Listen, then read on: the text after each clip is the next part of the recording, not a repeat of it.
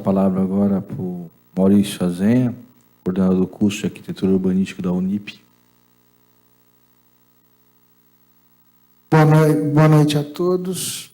Eu queria começar falando aqui que, primeiro, parabenizar o vereador pela iniciativa de promover essa discussão, porque essas discussões sempre são muito importantes, porque não só feitas dentro da academia, né? Eu aqui como coordenador do curso de arquitetura, mas principalmente na Casa do Povo, né? Que é a Câmara Municipal de Santos. Então, acho que essas iniciativas, elas têm valor enquanto a comunidade ouve as pessoas envolvidas nesse processo e tomam a voz, né, no sentido de apoiar as iniciativas que acontecem e criticar a falta dessas iniciativas. Eu queria brevemente colocar algumas questões sobre essa questão de patrimônio. O patrimônio edificado, e já adianto que eu não sou especialista nessa área, mas, até pela vivência dentro das universidades, né, eu já dei aula em todas as universidades aqui de Santos, eu percebo que existem algumas questões que precisam ser analisadas. Primeiro, legislação urbana, né? O estágio de degradação a que chegou o centro de Santos, num primeiro momento, foi gerado por uma legislação, né, nosso Plano Diretor de Santos, de 1968, que proibia a construção de habitação no centro de Santos. Ou seja, se qualquer empresa, qualquer indivíduo quisesse construir uma habitação no centro de Santos, ele era proibido por lei, né? Isso, obviamente, desviou o vetor de crescimento do centro de Santos para outros lugares, né? Crescimento no sentido qualitativo, porque com a migração do comércio do centro da cidade para o Gonzaga, principalmente, o que aconteceu? O centro de Santos perdeu, obviamente, a sua principal ocupação, né? Ao passo que a legislação não permitia essa ocupação com projetos habitacionais. Então, houve, e isso, todas as pessoas que estudam a questão do patrimônio edificado nas cidades sabem que qualquer bairro, região onde não existe habitação, a degradação é inevitável.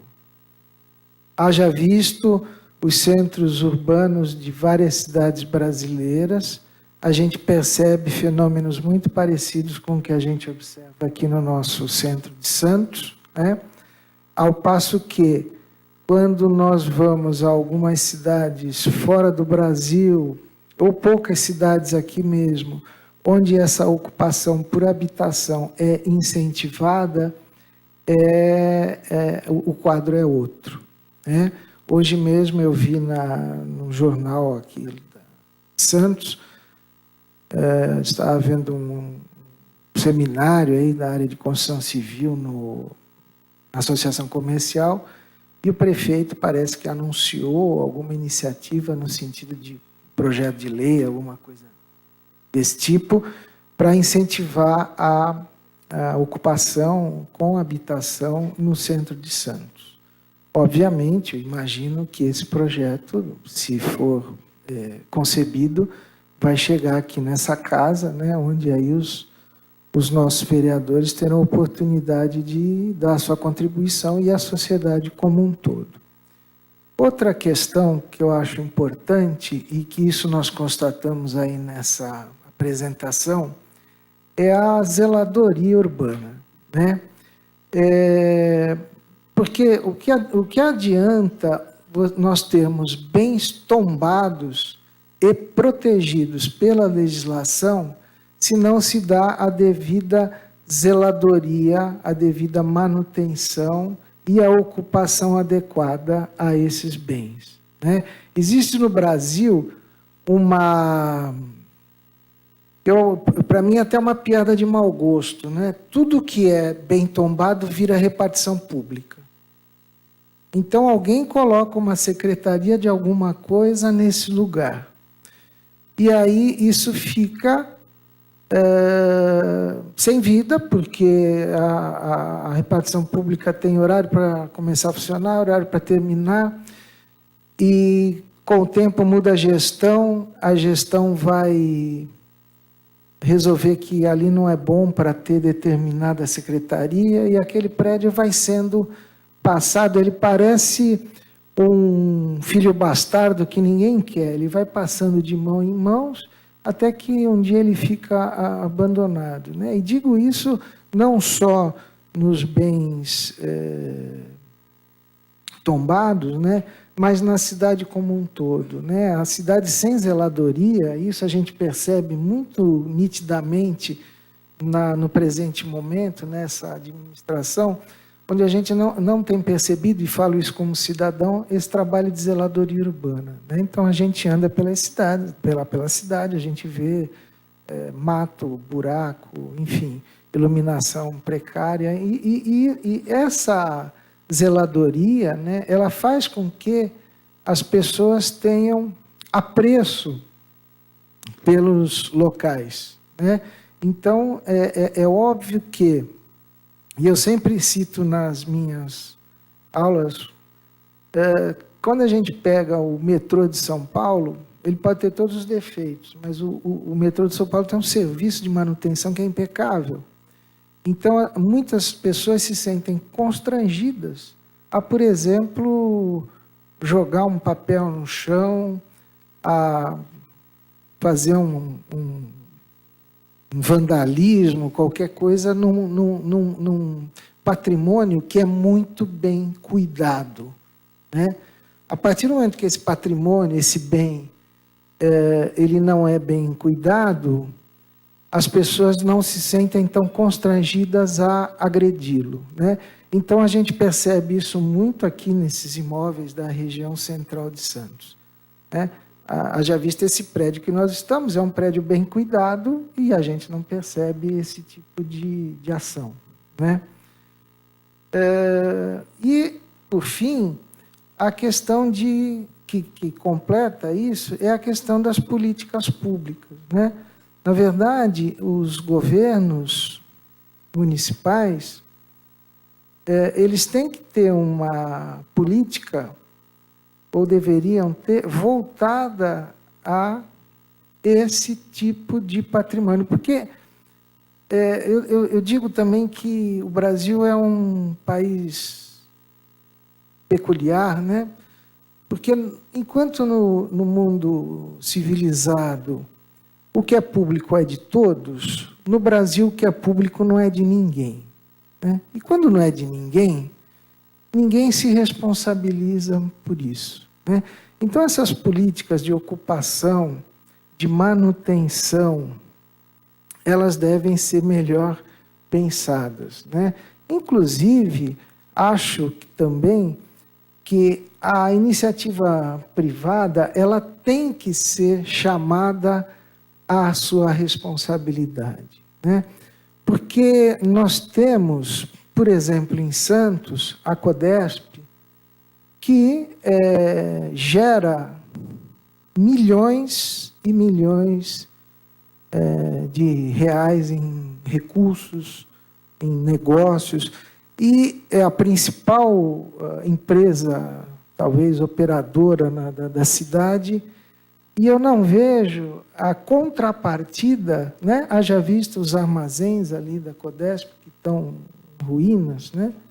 Eu não vejo essa contrapartida de se promover investimentos dentro da cidade onde a própria Codesp atua, né? Se nós estabelecemos um paralelo entre a Codesp aqui e a Vale do Rio Doce em Belo Horizonte, por exemplo, né, apesar daquele desastre horroroso lá que aconteceu em Mariana, mas nós vemos um investimento da Vale do Rio Doce em manutenção e preservação de edifícios públicos no sentido de serem para o público, museus, espaços culturais.